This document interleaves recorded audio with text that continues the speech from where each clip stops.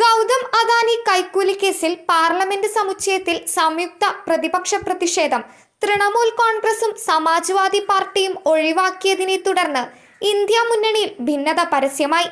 പ്രതിപക്ഷ നേതാവ് രാഹുൽ ഗാന്ധിയും ചില കോൺഗ്രസ് സഖ്യകക്ഷികളും പ്രതിഷേധത്തിൽ പങ്കെടുത്തപ്പോൾ സമാജ്വാദി പാർട്ടിയുടെ അഖിലേഷ് യാദവിന്റെയും തൃണമൂൽ നേതാക്കളുടെയും അസാന്നിധ്യം ശ്രദ്ധേയമായി. മോദിയും അദാനിയും ഒന്നാണ്, ഇന്ത്യ അദാനിയുടെ ഉത്തരവാദിത്തം ആവശ്യപ്പെടുന്നു എന്നിങ്ങനെ എഴുതിയ പ്ലക്കാർഡുകൾ പിടിച്ചാണ് കോൺഗ്രസ് എംപിമാർ രംഗത്തെത്തിയത്.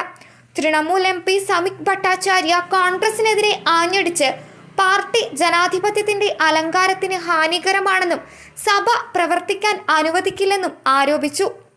സഖ്യത്തിന്റെ അവസ്ഥ നിങ്ങൾക്ക് കാണാൻ കഴിയും.